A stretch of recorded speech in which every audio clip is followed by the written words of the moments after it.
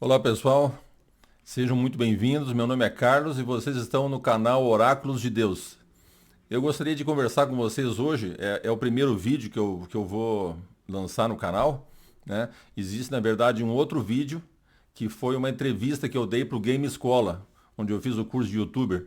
E na Game Escola eles têm um programa de entrevista chamado Joga na Mente. Então seria interessante, está no canal já esse vídeo, vocês darem uma olhada se vocês não viram ainda, para entender um pouco mais isso aqui, porque esse vídeo eu vou fazer uma espécie de apêndice daquele, né? Eu vou falar algumas coisas mais específicas sobre o meu chamado e sobre a minha missão. A missão do canal, portanto, né? Então, vou fazer um resumo para que vocês só relembrem alguma coisa que foi dita lá, mas muito rápido. No final do ensino médio, eu tive um chamado de Deus, foi o primeiro chamado, e eu dediquei minha vida para ele e fiz teologia. Então, depois que eu fiz teologia, fui trabalhar como pastor, 3 anos e meio trabalhei como pastor, então tive uma separação conjugal. E isso fez com que caísse por terra todo o meu projeto, né, de servir a Deus, de servir no ministério, enfim, de fazer o que eu tinha me proposto. Mas eu, depois disso, levei mais ou menos uns 15 dias. Eu estava no Rio Grande do Sul, na casa da minha família, levei uns 15 dias para decidir o que eu ia fazer. Então eu retomei um velho sonho de ser médico, né, e vim para Curitiba, a propósito, para ficar longe da onde eu vivia, e fiz a medicina na Federal, aqui em Curitiba. Aí, depois de formado, me especializei em psiquiatria, trabalhei 20 anos de psiquiatria, ao todo a medicina foi mais que isso. E fiz também um mestrado em neurociência na Universidade de Barcelona, né, e trabalhava assim, com muito gosto, com muito prazer, né? Na medicina, porque é uma coisa fantástica, né? A estimulação magnética abriu vários campos e então eu conseguia ajudar mais os pacientes, ainda estimulando, às vezes quando o medicamento não era suficiente, estimulava com a estimulação magnética transcraniana. Mas enfim, depois eu ia fazer o doutorado na USP, conversei com o pessoal e fui até lá e fui aceito, porque o meu mestrado foi aceito e eu fui aceito para fazer o doutorado. Mas eu estava com muita atividade junto com a estimulação e o consultório, não tinha como. Então eu optei em não fazer, pelo menos naquele momento, né? Ficou assim. E nesse período, foi um período atípico, e eu recebi um convite para ir num encontro de oração. O pastor que fez esse encontro de oração, ele era um pastor amigo pessoal, porque a gente foi colega de aula na teologia, mas muitas pessoas me convidaram porque eu não queria ir. Eu achava que não ia dar em nada, não tinha por que fazer isso, né? E eu acabei indo porque muita gente insistiu, então era plano de Deus. Eu cheguei nesse curso, né, nesse encontro sobre oração, e aí uma das coisas era fazer uma oração, né? A primeira etapa seria você ir para um lugar sozinho, fazer uma oração em voz alta, de olhos abertos e conversar com Deus. Eu não estava conseguindo, né? Na verdade, não conseguia. Aí chegou um momento que eu fiquei, assim, muito constrangido. Eu tive que conversar com Deus seriamente, abrir meu coração, dizendo que eu estava longe. Eu não sabia que eu estava longe, eu achei que eu estava perto dele, porque tinha uma religião formal até então, né? Nunca tinha experimentado o que eu experimentei a partir dali, porque daí Deus falou comigo de uma forma tão direta que me desmontou, né? Então, depois dessa experiência, eu continuei falando todos os dias até hoje, né? Já fazem 7 anos, mais de 7 anos, né, que eu converso com ele todos os dias e às vezes mais e várias vezes, né? Isso mudou completamente a minha vida. Então, os 3 primeiros anos, os 3 primeiros anos, três e pouco anos, né? Eu fiquei praticando a medicina e também, ao mesmo tempo, eu estudava. mas isso não estava dando muito certo, né? É porque era pouco tempo para o que eu precisava fazer. Então, veja, de qualquer forma, o que aconteceu? Eu tinha fugido do meu, digamos, juramento para Deus, né? Eu prometi para Deus que ia dedicar minha vida para Ele. E quando eu me separei, eu não sabia como fazer isso, como é que eu vou fazer isso. Então decidi que a medicina poderia ser o caminho e dediquei para ele a medicina, né? Enfim, eu achava que isso faria alguma diferença, mas era muito pouco, né? No meu ponto de vista. E o que acontece é que eu tinha fugido, como Jonas, né? É uma coisa interessante. O que aconteceu com Jonas? Jonas foi chamado por Deus para uma missão específica, né? Ele tinha que. Jonas 1, 1 a 3. Aí depois eu vou deixar na descrição do vídeo só as passagens, se você quiser conferir, né? Jonas 1, 1 a 3. Ele fala o seguinte: levante-se, vá à grande cidade de Nínive, né? E pregue a ela, porque a sua maldade subiu até a minha presença. Então, era uma cidade que estava. Era uma cidade complicada, porque eles eram muito maus com aqueles que eles dominavam, né?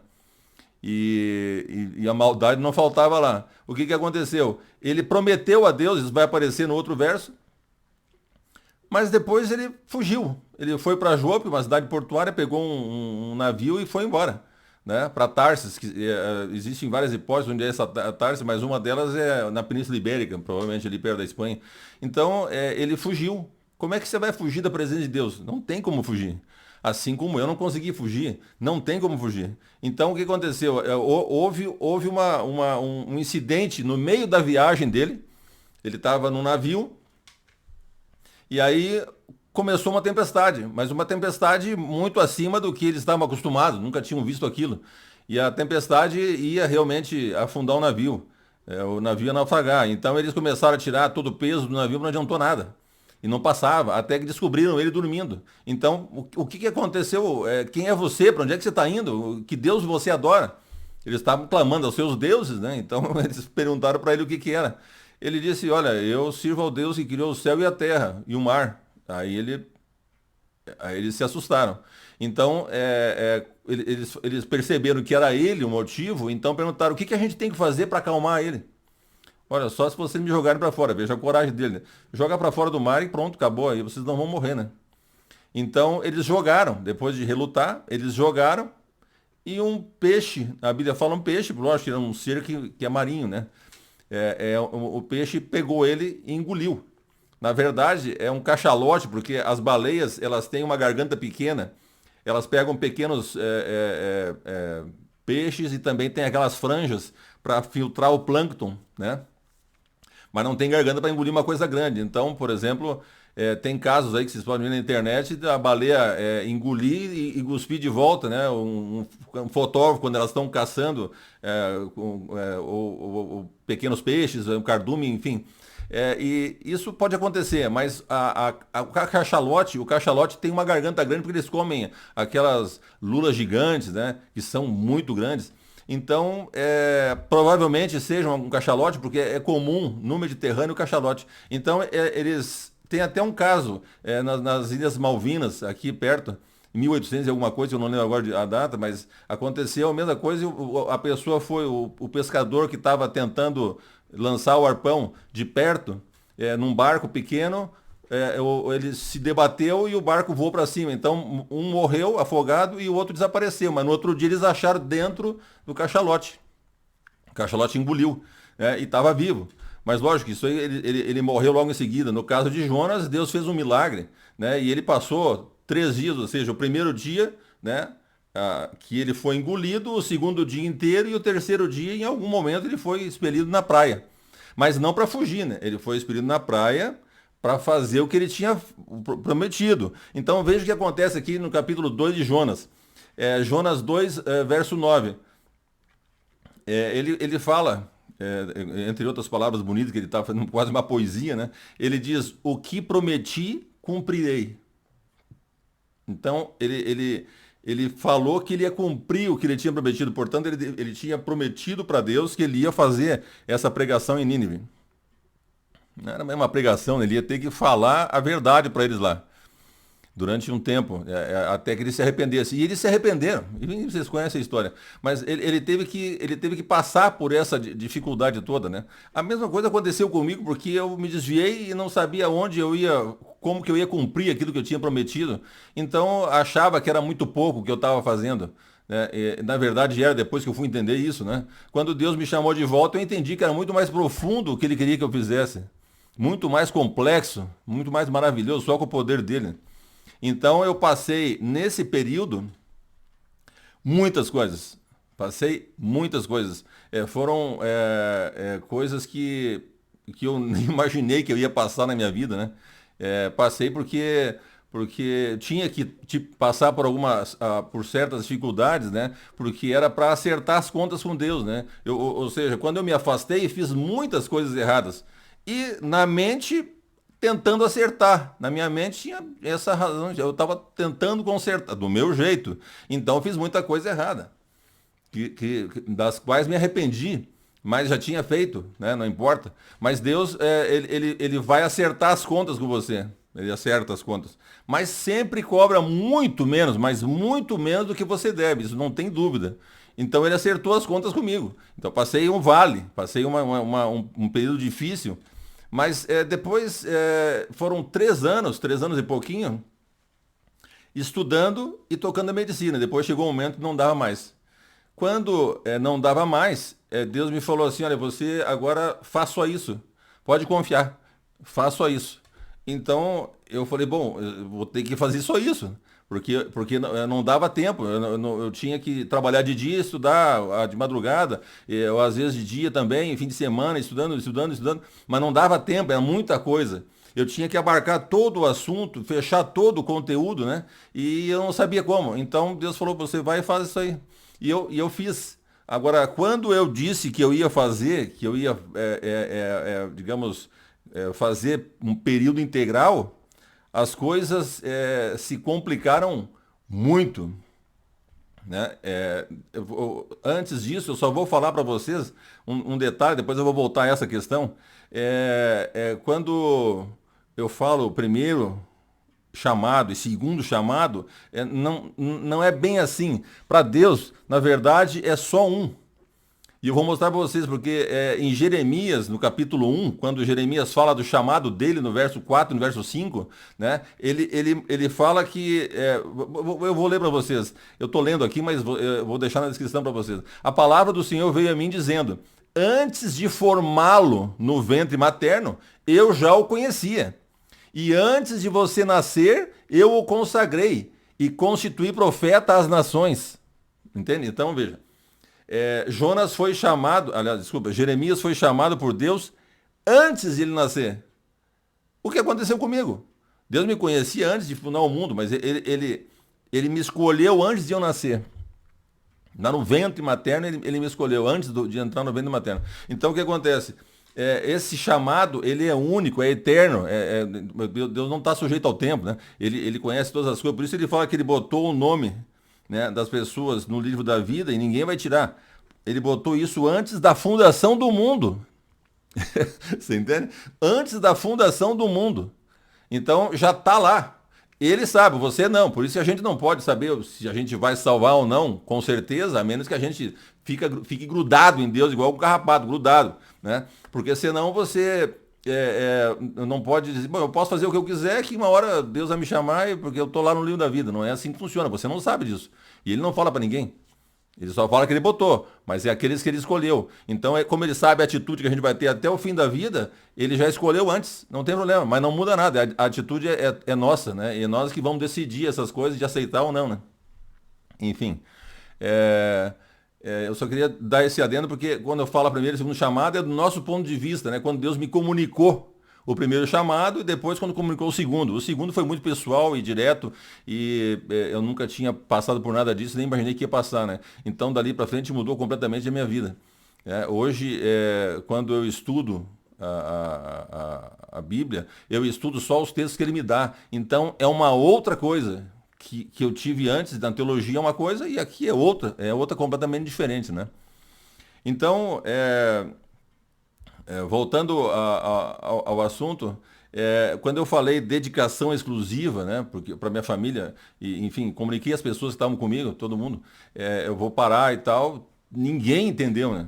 Todo mundo tentando, olha, veja bem, não faça isso, vai largar a medicina, como é que você vai se sustentar e tal, e aquela coisa, e foi muito complicado, né? Mas eu não podia, Deus tinha me chamado, e era o maior de Deus, então não podia dizer não. Eu não tinha como dizer não. E veja, se eu não fizesse isso, eu acho que Deus deve ter pensado, ele vai levar 20 anos, né? Mas não tem como, era muita coisa. É muita coisa o assunto, né? Porque tem que ser esmiuçado todo o assunto e correlacionado com tudo. Então, não tinha como. Aí, depois que eu fiz dedicação exclusiva, eu fiquei 4 anos até agora, né? Então, dá o total dos 7 anos e pouco. Mas quando eu falei que ia ficar em dedicação exclusiva, as coisas se complicaram mesmo. E eu vou mostrar para vocês o que aconteceu com Jesus, né? Porque veja, ele era fora do padrão, né, da época, sem dúvida. Dentro do judaísmo ele estava fora do padrão. Então aconteceu um fato uma vez com ele, e está em Marcos 3 registrado isso, tá? Eu vou ler para vocês. Então foi então Jesus para casa. Teve um tumulto porque ele estava, digamos, libertando os endemoniados, lá expulsando os demônios, e eles disseram que ele estava expulsando pelo poder do Belzebu, que era o chefe dos demônios. E Jesus foi explicar para eles, né? E naquela ocasião ainda ele explica até sobre o pecado contra o Espírito Santo, né? Que é negar uma luz inegável. Isso é obra do Espírito Santo, ou atribuir uma obra do Espírito Santo, né? O que o Espírito Santo está fazendo, atribuir ao diabo. Isso é muito complicado. Então veja, ele depois daquele tumulto ele foi para casa, né? E uma vez mais grande multidão se apinhou de tal maneira que ele e seus discípulos não conseguiam nem mesmo comer pão, né? Eles não conseguiam nem comer pão. Aí o que acontece? A família de Jesus, quando soube disso, os familiares de Jesus tomaram conhecimento que estavam acontecendo e partiram para forçá-lo a voltar, pois comentavam, ele perdeu o juízo. Então veja, em suma, a família de Jesus achou que ele ficou louco, tá? Porque ele estava fora do padrão. E fora do padrão é muito difícil a gente aceitar alguém, especialmente da família, especialmente de perto de você, alguém que é fora do padrão, né? Mas a pessoa pode não ser fora do padrão, mas quando Deus chama, pode ficar totalmente fora do padrão. Daí é o padrão de Deus. Muda tudo na vida da pessoa. É esse o problema. Muda tanto que naquela ocasião a coisa se complicou, porque tinha outros acontecimentos muito absurdos, né? Faz parte daquelas coisas que eu tinha que passar, bem absurdos, né? Que envolvia toda a minha vida. E se juntou, se somou tudo aquilo, então eles acharam, ele não está bem, não está bem. Então acabou que eu fui internado. Eles me internaram porque eu não estava bem, né? Na cabeça de todo mundo, né? Da minha família, dos médicos, dos amigos, eu não estava bem. Tinha algum problema para largar tudo, sabe? Então, o que acontece? Como é que um psiquiatra sabe se uma pessoa está com problema mental ou não? O problema mental que a gente fala, né? Na verdade, é loucura. Porque não existe esse termo mais na psiquiatria, né? Nas classificações desapareceu esse termo, né? É um transtorno psicótico, né? A pessoa está psicótica. Psicótica seria alucinações e delírios, né? Uma dessas duas coisas ou as duas juntas. Agora, como que a gente sabe se a pessoa está delirando, por exemplo? Delírio seria um pensamento absurdo, né? Então, são três formas que a gente tem. Por exemplo, se a pessoa tem uma convicção absoluta, não tem nenhuma dúvida sobre o que ela está dizendo para você, não, é isso aqui mesmo, ela morre por aquilo. Então, é um primeiro item, que não pode ser isolado, tem que ter os outros, né? Então, se a pessoa tem uma convicção absoluta, não tem dúvida nenhuma, uma. Porque se ela tiver dúvida, eu não sei, parece que aconteceu tal coisa, aí já não é delírio. Né? Tem outras coisas, umas formas atenuadas, mas não pode ser delírio, tem que ter convicção absoluta. Mas se você pensar, os discípulos, os patriarcas, os profetas, né? Os cristãos ao longo das eras depois nem conheciam Cristo, né? Só de ouvir falar, deram a vida. Convicção absoluta. Então, se você é um cristão e você não tem convicção absoluta, pode largar a mão, esqueça. Se converta de novo, tá tudo errado. A convicção tem que ser absoluta. Então, esse item é junto com a vida de um cristão, né, que está convertido naquele momento, pelo menos, ele bate. Então, tem que ter outros critérios. Qual seria o segundo? Essa convicção no delírio não cede à argumentação lógica, né? Ou então até uma prova contundente, né? Você pode ter uma foto, olha, tá aqui, ó, a foto está mostrando que é verdade o que eu falei para você, né? Ele não vai abandonar a ideia dele. Não tem jeito, não cede. A argumentação lógica, por exemplo, fica muito amplo também, né? Porque as argumentações que usaram para mim na época eram lógicas. Mas como que você vai se sustentar? Você vai acabar trazendo problema para os outros. Você tem que comer, você pode ficar doente, você tem que vestir, você tem que. E daí como é que fica? E era verdade. Era isso. Mas, enfim, como é que eu vou fazer, né? É que se Deus falou, ele vai dar um jeito que aconteça isso, que passe por essa fase, né? Mas outra coisa, você pode ajudar muito melhor, talvez, os teus pacientes, outras pessoas, como você sempre ajudou. Pessoas que podiam se matar, você pode ajudar, tá tudo certo, isso é tudo certo. O problema é que não tem nada a ver com o chamado. Quando Deus chama, não é que eu vou dizer para ele assim, ó, Senhor, eu posso ajudar outras pessoas, também eu vou ter que dar trabalho para os outros, que eu não vou trabalhar. Como assim? Porque se você pensar, Deus sustenta o universo. E quando ele chama alguém, está preocupado com a obra dele, ele vai pensar no gasto que não tem como, não tem como. Isso não passa pela cabeça dele, porque ele é capaz de suprir essas coisas, né? Então, esse segundo também era argumentação lógica, mas não definia, porque não é uma prova, né? Não tinha como provar que Deus não me chamou. Seria complicado fazer uma coisa dessa, né? Como é que você vai fazer isso aí, né? Você pode estar negando até o que o Espírito Santo fez, né? Então é complicado. Veja, a terceira forma seria o conteúdo. Quando você pensa em conteúdo, o conteúdo pode ser impossível, ele pode ser falso ou pode ser bizarro, né? Eu vou dar um exemplo só. O paciente chegou e disse, olha, doutor, meus pensamentos estão passando na televisão. Eu fico assistindo e eles falam o que eu estou pensando na televisão. Eu falei, como é que você sabe aliás, como que eles fazem para pegar os teus pensamentos, né? Eu perguntei assim, mais específico, né? Ele disse, não, é que eu tive um acidente, bati a minha cabeça e daí eu fui no pronto-socorro e eles fizeram a sutura. E aí tomei remédio e ficou bem, tá tudo bem. Só que depois começou esse problema. Então, o que eles fizeram? Eles botaram um chip lá dentro da minha cabeça e esse chip transmite meus pensamentos para o satélite. Aí o satélite joga na televisão e sai lá meus pensamentos. Bom, aí é complicado. Aí é um pouco mais complicado. Por quê? Primeiro que é impossível. Porque não tem um sistema capaz de implantar um chip e pegar os pensamentos da pessoa. Tem pequenas coisas, você pode botar um chip e treinar o cérebro a fazer um comando, mexer o braço, alguma coisa assim, né? E isso já existe, né? O Miguel Nicoleles lá fez, que é brasileiro, me dizem que ele pegou também a ajuda de outros aí, e não reconheceu, mas enfim, ele fez uma coisa fantástica, né? Então existe esse problema. É impossível, não tem ainda como você tirar os pensamentos, se tiver, né? Daqui a um tempo, pode ser, né? Era meio difícil, mas poderia ser, ficaria estranho. Mas não tem, então ele é impossível. Tá certo? E é bizarro, né? Quem que faria uma articulação tão complexa, às vezes envolve outros países, né? Roubando o pensamento deles, jogando na televisão. Como assim? Né? Não faz muito sentido, tá certo?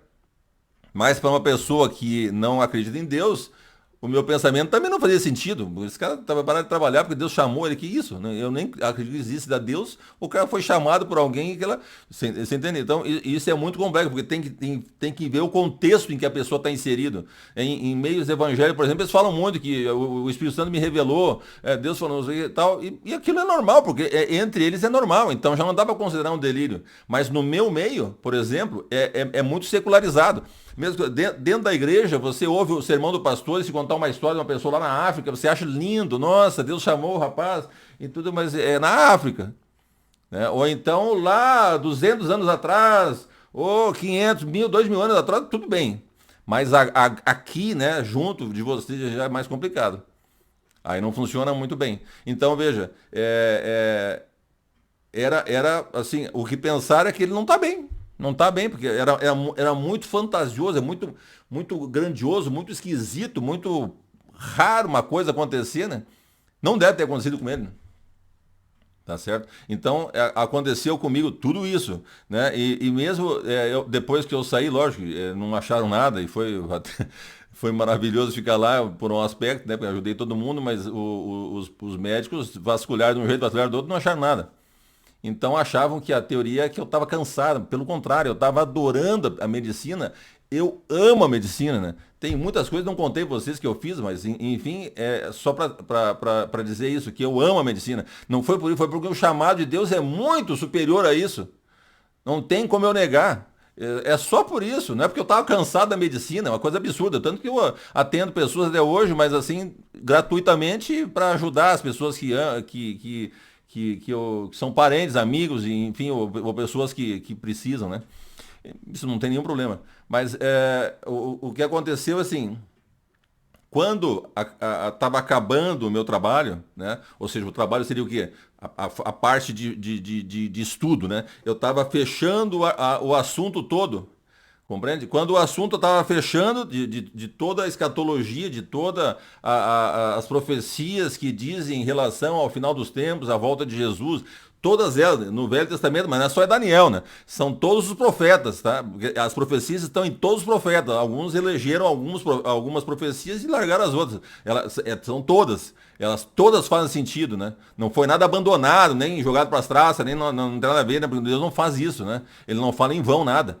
Tá certo? Aí depois você junta isso com o Novo Testamento, né? Cristo também fez profecias, e Paulo e outros, né? Enfim. Aí você junta isso e dá um quadro, né? Um quadro do futuro, antes da volta de Cristo. O que vai acontecer para você se orientar. É basicamente esse o assunto que eu abarquei. Quando eu acabei o assunto, eu falei, bom, eu preciso passar, né? Eu imaginei que podia ter um canal no YouTube, mas não tinha a menor ideia de como fazer. Então, o meu filho, nessa ocasião, naqueles dias, ele me chamou aqui para Curitiba, Deus autorizou, tá bom, né, vai. E aí eu vim para Curitiba, fiquei um pouco com ele e tal, e vi meus filhos e tudo aquela, foi muito legal. E aí, de repente, eu dei um telefonema, sabe, para um casal amigo, né? Eu conversei com a esposa dele, e aí ela, nossa, a gente está orando para que você viesse aqui para Curitiba. A gente quer estabelecer você aqui e tal. Eu falei, não, mas eu tenho o meu projeto. Não, não, a gente vai bancar o projeto. E tudo explodiu, inclusive o curso de youtuber, né? Para eu poder fazer edição de vídeo, coisas. Aprendi coisas que eu nem imaginava que ia aprendendo. Mas, enfim, tudo foi propiciado, né, por eles para que eu conseguisse realizar o plano de Deus. Então, eles também são instrumentos de Deus nessa digamos, empreitada que eu tenho, né, no projeto do canal, né?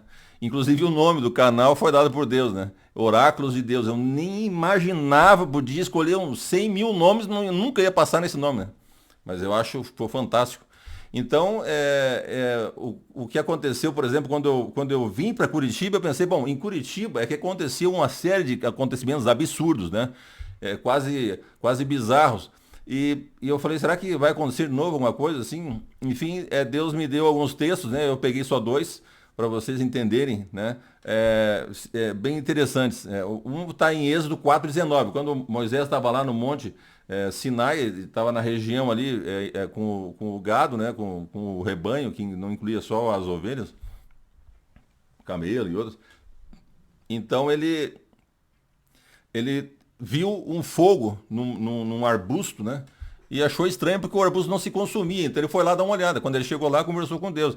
E Deus falou para ele assim, ó, você vai lá, volta para o Egito e traz de volta o povo, o meu povo, traz para cá, aqui, para me adorar aqui. Daí, entre outras coisas, ele falou várias, né? Mas entre eles ele falou assim, mas vamos matar. Por que se eu for para lá, eles vão me matar? Porque eles querem me matar, né? Esse é o problema. Isso parece loucura para algumas pessoas, mas eles queriam matá-lo, lógico, tudo que aconteceu lá. Então o que acontece? Quando foi para ele voltar, Deus falou assim, ó, o Senhor disse a Moisés em Midian, volte para o Egito, porque já morreram todos os que queriam matar você. É só isso. Então a mesma coisa ele falou para mim, pode ir tranquilo, bem tranquilo, sem problema nenhum, né?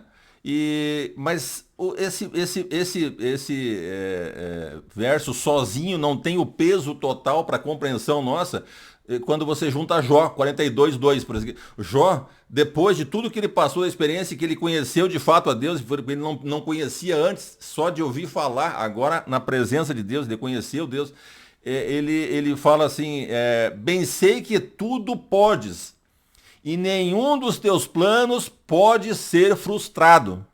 Veja, como que alguém ia frustrar o plano de Deus, né? Deus me chamou, me preparou para isso, e quando eu vou fazer a tarefa, alguém, pum, pronto, o Carlos morreu, o que aconteceu? Ninguém só, não acontece isso. Não acontece isso, é completamente impossível. Só se não fosse plano de Deus, fosse tudo imaginação minha. Como é plano de Deus, é impossível acontecer isso, porque Deus pode tudo, Ele cuida do universo, como eu falei, ele detém o poder sobre tudo e todos. Como é que Ele vai deixar alguém frustrar os planos? Então, por isso que a Bíblia fala, não é só esse verso, é impossível frustrar um plano de Deus. É impossível. Então, por isso que eu fiquei tranquilo, né? Por todo esse fato, né? Então, e tudo que já aconteceu também, né? Nesse período todo, mudou completamente a minha visão das coisas. Então, por exemplo, a minha missão pode ser explicada com vários textos. Eu trouxe ali o João 1:6-8, porque em 1 João, o Evangelho de João, ele começa falando de Cristo. E fala que Cristo é Deus, ele chama de verbo, né? O verbo era Deus, estava com Deus e tal. E depois ele habitou entre nós e toda aquela coisa, apresenta Cristo, né? E depois no verso 6-8, ele fala de João Batista. Ele fala assim, houve um homem enviado por Deus, o nome dele era João Batista. Aí, veja, o que ele fala de João? Este veio como testemunha para testificar a respeito da luz, para que todos viessem a crer por meio dele. Ele não era luz, é importante, ele não era luz. Agora, ele veio para dar testemunho da luz. Mesma coisa acontece comigo.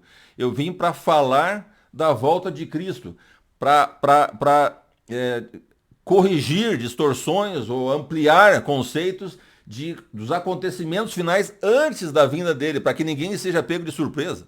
É esse o motivo. Eu não sou a luz. O Espírito Santo me deu luz. Deus me deu luz. Cristo é a luz. Na verdade, a gente fala a volta de Cristo, mas não é só isso, né? Porque é a volta do Pai junto, porque ele volta ao lado do Pai. Ele falou isso aí, Cristo falou isso aí. Então, na verdade, é a volta dos dois. Né? Você imagina que coisa fantástica, né? A volta. Então, os acontecimentos finais é o meu foco. Tá? É esse o foco do canal. Amós vai passar uma situação que eu gostaria de falar para vocês, né? Que é interessante. Amós foi falar com Amazias, que era o sacerdote do reino lá do norte, né? No caso, as 10 tribos do norte, em Betel, fizeram lá um templo que era idólatra, né? Porque Deus não aceitava aquilo, mas estava tentando ver se eles se convertiam. Então, quando ele vai lá, Amazias fala para ele assim, é uma coisa interessante, sai daqui, vidente, fuja a toda a terra de Judá e vá ganhar a vida lá. Em Judá você pode profetizar, né? Ele fala, veja, ganhar a vida, ele não entendia, ele não tinha a menor ideia do que era ser um sacerdote de Deus, porque ele era um sacerdote do rei. Ele não entendia o que era ser sacerdote de Deus, né? Compreende? Mas em Betel, daqui em diante, você não poderá profetizar, porque esse é o santuário do rei e o templo do reino. Aí está a explicação. Ele achava que o santuário é do rei, ele prestava conta para o rei. Não tinha nada a ver com Deus. É esse o problema. Muita gente realmente não tem nada a ver com Deus, né? Trabalha para os outros, né? Então veja, o verso 14, Amós respondendo, disse a Amazias, eu não sou profeta, nem discípulo de profeta. Eu cuido de gado e colho sicômoros. E no verso 15 ele fala, mas o Senhor me tirou do trabalho de andar atrás do gado e me disse, vá e profetize ao meu povo de Israel. Quem mandou foi Deus. Então quem me tirou de trás da medicina, né, foi Deus. Foi Ele que me chamou. Não fui eu que me chamei, né? Eu imaginei, eu acho que eu vou largar a medicina e vou voltar a pregar. Aí eu estaria com problema, mas eu fui chamado por Deus. E eu não sou profeta. Mas ele pediu para eu profetizar, porque eu vou falar de coisas futuras. Né? Então é só isso, é só nesse sentido, né? Mas não sou profeta, porque todos são profetas? Não. Amós não era profeta, acabou de dizer. né? Se você pegar Daniel, não era profeta, porque profeta seria a profissão, né? Entende? O ofício, né, de profeta. Ele tinha o ofício já e passava a vida inteira sendo um profeta. Daí era usado por Deus assim que precisava. Mas Deus pode chamar qualquer pessoa. Não importa quem seja, o que ele quiser. Ele quer e chama aquela pessoa e manda, ó, fala isso. E a pessoa fala. Então ele profetizou, mas não é profeta. É só nesse aspecto. Eu sou médico, não sou profeta. Não sou pastor, né? Fui, mas não sou mais pastor. Então agora ele me chamou e mandou profetizar. E eu tenho que fazer, né? Vamos lá, Esther, por exemplo, explica um outro aspecto, né? Lembra que Esther foi colocada como rainha, lógico, controlada por Deus, né? Porque Deus sabia que Naamã estava tramando todo aquele esquema para matar todo o povo de Israel. Desviaria o curso da história, porque lá estava o povo de Israel, não teria descendência para chegar em Cristo.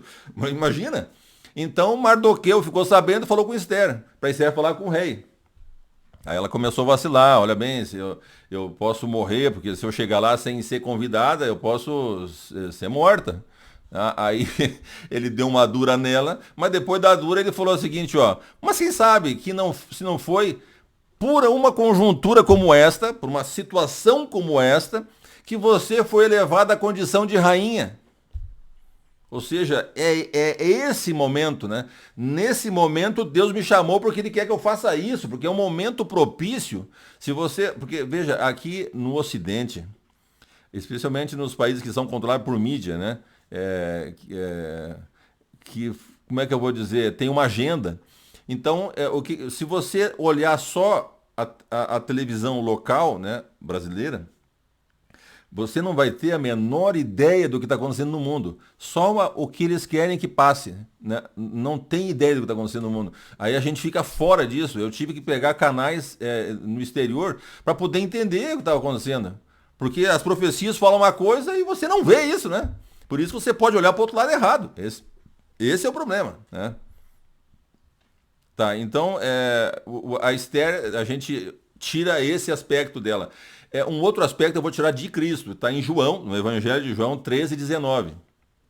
Também no 16:4 ele vai complementar. Então o 13:19 já fala assim, ó, desde já lhes digo isso antes que aconteça. Tá? Então veja, o aspecto era dizer antes para que quando acontecesse, depois, eles acreditassem. Não, antes que aconteça, para que quando acontecer vocês creiam que eu sou. Ele usou isso em alguns aspectos, né? Um deles é para saber que ele era divino, né? E era o Messias. E outros aspectos para outras coisas, para que eles compreendessem, né? Que acreditassem na palavra de Deus, na palavra de Cristo, e aí se convertesse. Ou entendesse aquilo, né, e mudasse. Então veja, João 16:4 ele fala mais explicadinho, né? Eu peguei só esses dois. Mas estou falando essas coisas para que quando chegar a hora, vocês se lembrem de que eu já tinha dito isso antes para vocês, isto para vocês. Eu não lhes falei isso desde o princípio porque eu estava com vocês. Mas enfim, ele começou a preparar porque ele morreria, não estaria junto, eles iam passar por toda aquela turbulência até a ressurreição, né? E Jesus falava outras coisas, por exemplo, olha, o Filho do Homem vai para Jerusalém, eles prenderão, né? E eles baterão, né? Cuspirão, matarão, e o Filho do Homem ressuscitará no terceiro dia. O que tem de difícil nisso? Coisa mais simples, é mais ou menos como eu dizer, olha, para alguém que esteja perto de mim, olha, eu vou ali embaixo pegar uma água mineral tal, na esquina ali, porque tem uma farmácia e tal, aí já volto para cá. O que tem de difícil nisso, né? Eu vou descer, comprar água e voltar. Só isso. Iam fazer tudo aquilo com ele, morreria, ressuscitaria no terceiro dia. Só isso. Não conseguiam entender. Não entendiam. Não entendiam. A Bíblia fala que eles chegavam a nem falar, que tinham medo até de falar. O que ele está falando? Eles nem perguntavam. É porque a concepção deles de Messias era completamente diferente, né? Olha, é uma maioria esmagadora, né? Eu não sei quantos por cento que eu não quantifiquei, mas é quase 100%, né, dos textos que falam do Messias, é o Messias glorioso. É o que vai lutar contra os inimigos. E vai estabelecer o reino. É só isso. Mas um pouquinho, alguns versos dão uma dica suave, né, do sofredor, que veio primeiro. Então eles basicamente tiraram aquele sofredor, tira fora, isolaram. Não, eles não conheciam as escrituras de decor e salteado, mas aquilo ali tira, porque quando tem textos complicados, a pessoa pode tirar. Fala de outros, acha um outro texto que parece que está em contradição e tal, e abandona aqueles. Não tem como fazer isso aí, porque não tem nada em contradição na Bíblia. Na Bíblia toda. Ah, mas não está revelado. Mas como não? Então, o que precisa mais do que escrever na Bíblia? Né? É porque se você tem uma concepção, ela é engessada, ela vai causar problema em alguns textos, vai ficar certo com outros textos, mas em alguns ele imbrica, porque ela está fechada, não se mexe nela. Entende? É uma caixa de ferro. Você não fecha, não mexe mais. É aquela a cama de Procrusto, lá, que a cama é menor. Então eles cortam os pedaços do cara para poder caber dentro da cama, né? Em vez de trocar a cama. Você tem a teoria, como os judeus, né? Eles tinham a concepção deles, chegou um Cristo, era diferente, mataram ele para poder continuar com o negócio. E isso todas as religiões quase fazem, porque eles têm as doutrinas e se os textos, tem 50 textos que está contra aquilo, dá um jeito de tirar, às vezes numa coisa fácil, assim, uma tiradinha, pá, não sei o que, tira tudo aquilo lá, né? Às vezes tira um livro inteiro, né? Tira fora. Arranca tudo fora para poder continuar com o esquema. Então, esse é um problema. É por isso que os judeus não conseguiam entender o óbvio. A coisa mais óbvia possível, que Cristo não teria como falar mais claro. Eles não entendiam. Não entendiam. Esse é o problema. É por isso que é difícil. Na verdade, eu vou ler mais um texto aqui, depois vou explicar uma coisa interessante. O fato de Cristo vir como ladrão. Né? Ele falou algumas vezes, e também os apóstolos falaram, né, que ele viria como ladrão, e ele mesmo fala em Apocalipse. Então veja, Apocalipse 16, 12 e 16 vai falar da sexta praga. Veja bem, a NAA, que eu gosto de usar, geralmente, ela fala taça só. Mas é taça da ira, que seria a taça da ira, porque a taça está melhor na tradução, mas seria a taça da ira, que seria o flagelo, a praga, enfim. São 7. Todo mundo é consenso. Eu não vou falar, né, se pegar os selos, por exemplo, e as trombetas, aí já tem gente que dilui elas para fora para não combinar, porque elas são paralelas, né? Então, se você pegar a sexta trombeta, por exemplo, está falando a mesma coisa do rio Eufrates. Aqui a taça foi derramada sobre o rio Eufrates, né? E lá na trombeta, tem 4 anjos lá que estão presos lá para poder destruir uma terça parte da terra. Que é lá que vai começar, né? Só isso, né?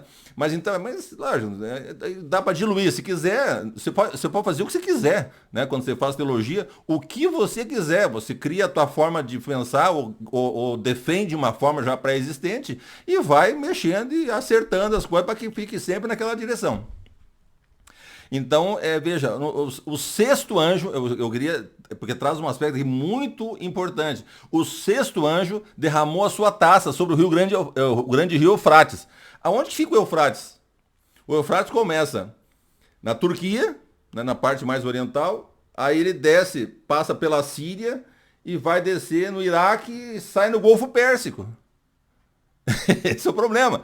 Não tem Eufrates na Europa, nos Estados Unidos, não tem, né? Não existe. O Eufrates é lá. É simplesmente lá, né? Então, passar, né, para atacar Israel tem que passar pelo Eufrates, os reis do Oriente, como fala ali. Mas aqui eu queria destacar só esse fato, que são 7 e Cristo vem na 7ª, tá? Cristo vem para encerrar o assunto na 7ª. Na 7ª trombeta, no 7º sino e na 7ª praga. Então, quando ele vem, a sexta está precedendo, por pouco. Ele está quase vindo. Veja, a pessoa passou a primeira praga, não reconheceu nada. A segunda, terceira, quarta, quinta, não reconheceu. Aí na sexta, já está na praga da sexta e não reconhece. Por que não reconhece? Porque a concepção é completamente absurda, né? Fora da Bíblia. Ela é extra-Bíblia. Então ela é adaptada para o Ocidente. Essa é uma coisa bem complicada, que eu vou trabalhar bastante aqui, né? É adaptada para o Ocidente, né?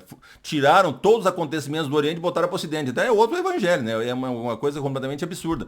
Então o que acontece? O rio, né? É o lugar que está falando aonde funciona, onde que as coisas vão acontecer. A volta de Cristo, né? Ela vem na sétima taça. Nós estamos na sexta. Na sexta, Cristo vai falar um negócio lá embaixo, no 15. Depois eu vou deixar para vocês só os textos. No 15, ele vai dizer assim: Eis que venho como vem o ladrão. Bem-aventurado aquele que vigia. Para aí. Se nós estamos na sexta praga e as pessoas ainda vão ser pegas de surpresa, o que está acontecendo? Mas será que ela não está vigiando? Mas o que Deus quer dizer com vigiar aqui? É importante entender, eu vou explicar para vocês. Vigiar não é só ficar olhando para um lugar. Tem que ficar olhando para o lugar certo, senão você não vigia, certo? Você está lá na tua casa, né? E bota um vigia, né? Para cuidar. Enfim, vamos botar um prédio. Um prédio tem uma guarita que tem vidro por todos os lados e o guarda fica na guarita. Mas só tem luz mesmo lá no portão. Ele fica lá olhando pro portão, né? A noite toda. Mas aí o que acontece? Se o ladrão vai entrar, será que ele entraria pela luz e pelo portão? Ou ele pularia o muro no outro lugar escuro, ou por trás, ou pelo lado, quem sabe? Né? Então ele não está vigiando. Ele está vigiando o portão, que é diferente de vigiar toda até a redondeza ali, as entradas possíveis. É diferente. Olha o tamanho do nosso mundo, né? Se a pessoa vigiar só o Vaticano, viajar só os Estados Unidos, só a ONU, um governo globalista que nem bem sabe quem é e tal, se vigiar só isso, o que vai acontecer? Quando acontecer em outro lugar, ninguém sabe. Então é mais ou menos como uma pessoa que está procurando a chave embaixo de um poste porque tem luz. Aí a pessoa pergunta, mas você perdeu aqui? Não, eu perdi do lado da rua, no escuro, mas lá não tem luz. Então, você tem que procurar onde você perdeu a chave. É esse o problema. Você tem que tentar olhar para onde os acontecimentos estão registrados, que vão acontecer naquele lugar, que vão anteceder a volta de Cristo. Você entende? É esse o problema. Então vão ficar esperando, por exemplo, uma guilhotina, porque vão guilhotinar, né? As pessoas que perderam a cabeça porque não negaram a Cristo. Então eles vão, bom, até agora ninguém guilhotinou ninguém. Não vai acontecer nada. Não chegou o momento.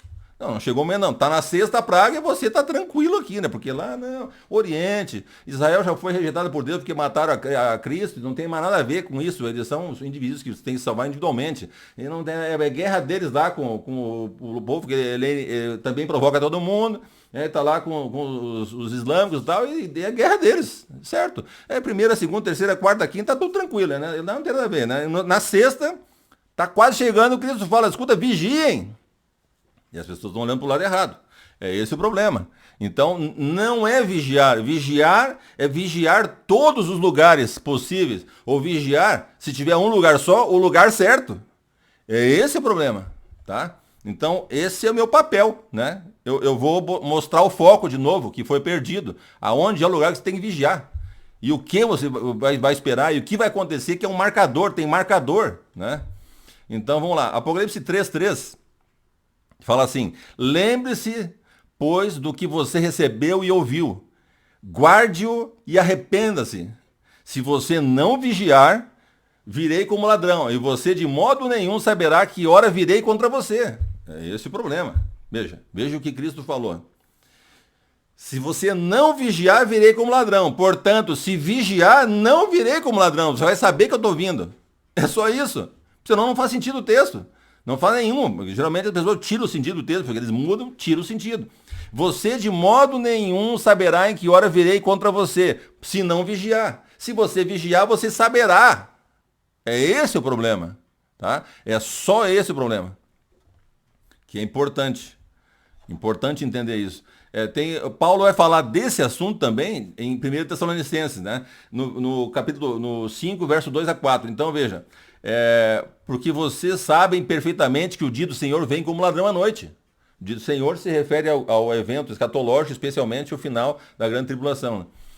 Quando andarem dizendo paz e segurança, eis que repentina destruição virá. Tá, enfim, o que é essa paz e segurança? São 3 anos e meio, porque são 7 anos, né?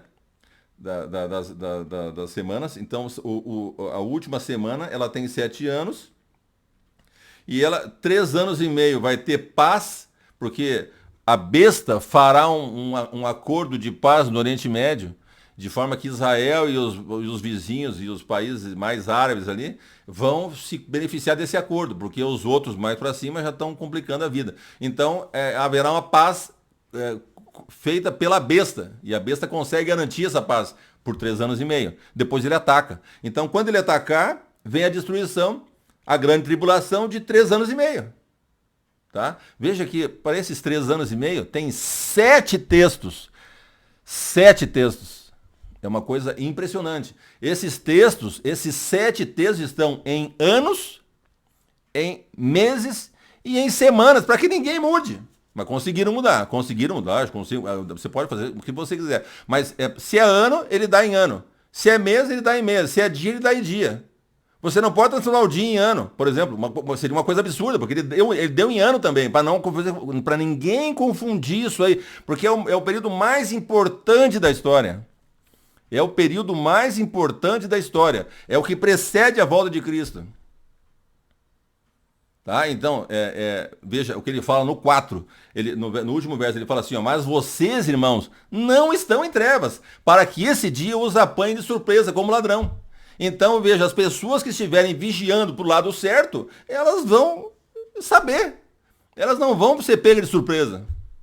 Compreende? Porque tem um marcador, tem o tempo do que vai acontecer. Você tem que reconhecer isso, porque as pessoas estão olhando para o outro lado, aquilo lá está acontecendo. Não dá nem aí. Aquilo lá não dá nada a ver, né? Então, é só o que a Bíblia fala, mas não tem nada a ver. Aí, de repente, Cristo volta e a pessoa não fez aquele preparo que seria, por exemplo, uma pessoa que tem uma morte terminal, ela fica lá um ano lutando, ou meses, ele tem tempo para conversar com Deus, para acertar a vida, para aceitar isso, né? Enfim, se você souber que está acontecendo lá os últimos 3 anos e meio antes da vinda de Cristo, né? Isso pode ser encurtado, tem toda a complexidade, eu vou explicar depois. Então você consegue falar com as pessoas que você ama e acertar a tua vida, senão você está tranquila. Deixando, isso aqui eu ainda vou acertar com Deus, né? E ele está lá na sexta praga. E você está tranquilo. Então esse é o problema. É exatamente esse meu trabalho. É mostrar qual é o lado, mostrar o que vai acontecer, quais são os fatos e por quê, e que está na Bíblia. Tudo isso está na Bíblia. Na Bíblia. Toda a Bíblia. Não é só um pedaço da Bíblia. Tá? Isaías 66, 2 e 5. Então veja, Deus está falando algumas coisas para ele, e depois ele diz assim, ó, mas eis para quem olharei, eis para quem eu cuidarei, eu porei minha atenção, né? Eu vou protegê-los, vou cuidá-los, vou salvá-los, tá? Para o aflito e abatido de espírito, e que teme diante da minha palavra. Então, o aflito e o abatido de espírito seria o humilde e o que está arrependido, contrito, e que treme diante da minha palavra. Porque o que significa tremer diante da palavra? Quando Deus fala, você treme. Ele falou, é Ele que falou. Então você não pode simplesmente tirar pedaços e livros inteiros da Bíblia, porque você acha que não é daquele jeito. Foi Deus que falou aquilo. Está botando fora a palavra de Deus, então você tira uns pedacinhos e fica só com o que você quer. Fantástico, né? Não dá para fazer isso aí. Entende? Esse é o problema. Então, essas pessoas não tremem diante da palavra de Deus, tremem diante da palavra de um outro homem, de uma organização, ou de sabe lá quem for, né? Mas tremer da palavra de Deus, não. Isso não tem como. Isso eu vou mostrar para vocês com toda a calma, durante muito tempo, na Bíblia. Então, Jeremias fala uma coisa ali que é importante. Tem que falar o que Deus ordenar, eu sou obrigado a falar, né? Então você pega Jeremias 1, 7, 17, ele vai falar assim, mas o Senhor me disse, não diga não passo de uma criança, porque eu achava, como é que eu vou fazer isso aí, Senhor? As pessoas, todas as bobagens que eu fiz na minha vida, tantos erros, quem que vai me ouvir? Vão achar que eu tô louco. E eles acharam, e eu fui internado, lembra? É só isso. Tá? Então, mas para Deus é relevante isso, ele fala assim, ó, não fale. Não passo de uma criança, porque a todos a quem eu o enviar, você irá. E tudo que eu lhe ordenar, você falará. Tudo. Aí depois do 17 ele fala assim, ó, você, Jeremias, prepare-se e vá dizer-lhes tudo o que eu ordenar a você. Então eu sou obrigado a falar tudo. Eu sou obrigado a falar tudo que está na Bíblia, que Deus me falou. Isso eu não vou poder esconder, eu não vou poder amenizar. Eu não quero ferir ninguém, né? Mas eu não posso aí chegar para Deus. Se fosse outra pessoa, eu poderia dizer, ó, tá meio complicado. Eu acho que eu não vou falar isso aí, é muito chocante. Para Deus não posso, né? Eu vou ter que falar tudo. Esse é o meu papel, falar tudo para que as pessoas pelo menos tenham informação na mente. Né? Elas vão ter a informação na mente. Não precisa fazer nada, não precisa se converter, não precisa abandonar nada, não precisa nem fazer coisa nenhuma. Né? É uma relação tua com Deus. Né? Entende? Eu só estou passando uma informação que é bom você ter. Você tem informação, entendeu? Pá, deixa lá. Coisa absurda. Não tem problema, pode achar que é absurdo, porque os discípulos achavam também que era absurdo, depois entenderam só depois que aconteceu. E você vai entender só quando estiver acontecendo. Porque a única informação que eu preciso dar para você é para você reconhecer que aqueles acontecimentos que eles apontam para o lado que tem luz, né? Tá? O foco do Oriente, do Ocidente aqui, nas notícias, tudo, é aqui, ó, é só para cá, onde está a luz, pro portão aqui. É pro Ocidente, lá não tem nada a ver. Né? Então as pessoas elas ficam completamente alheias do que está acontecendo no Oriente. Então quando acontecer, você vai, opa, aí você olha no canal, mas peraí, mas ele falou isso aqui, está acontecendo, isso aqui está acontecendo. Então alguma coisa está errada. Então é verdade. Tá? Porque vai acontecer. É esse o problema. Então você só precisa ouvir e guardar isso no ouvido. Como os apóstolos ficavam, o que ele está falando? Não tem importância. O cara é absurdo, quem está achando quem ele é? Não tem importância. Tudo que você pensar não tem importância. É tudo certo. Só ouça para que você tenha informação que ela pode ser útil no final. Ela pode ser útil para você reconhecer e você voltar para a Bíblia. Aí sim você, não, agora não dá para escapar. Tá certo? Mas por enquanto é só ouvir. É isso que eu peço a vocês. Meu papel é falar, o de vocês é só ouvir. E 2 Pedro 1, 20 e 21 vai falar o seguinte. Primeiramente, porém, saiba que nenhuma profecia da Escritura provém de interpretação pessoal. Portanto, não foi a minha interpretação, porque a minha interpretação era diferente. Vou falar para vocês, era completamente diferente. Eu fiquei apavorado, eu fiquei perplexo no começo, porque tudo errado. O que eu pensava, né? Tava errado. Mas fazer o quê? Né? Ou seja, as distorções de 2000 anos explicam tudo, né? Tem os motivos, você rasteia o começo dessa conversa mole, né? Você já rasteia lá do comecinho, né? Morreram os apóstolos, já começou a confusão, né? Então, veja, não fui eu que interpretei. E nem fui eu que inventei uma profecia para falar, não, nada disso. A profecia nenhuma provém de interpretação pessoal, então não é interpretação minha. E depois de 21 ele fala, porque nunca jamais qualquer profecia foi dada por vontade humana. Eu não tinha vontade nenhuma, eu estava na medicina feliz. Eu não tinha vontade de fazer isso, nunca tive vontade de fazer isso, nem imaginava. Agora, Deus me chamou, eu vou ter que fazer, porque a profecia não é por vontade humana. Entretanto, homens falaram da parte de Deus, ou seja, Deus que mandou. Da parte de Deus, movidos pelo Espírito Santo. O Espírito que é santo, não são os homens. Ali, homens, algumas traduções antigas falavam homens santos. Não existe esses santos lá, tá? O santo é do Espírito só. Não tem o santo lá.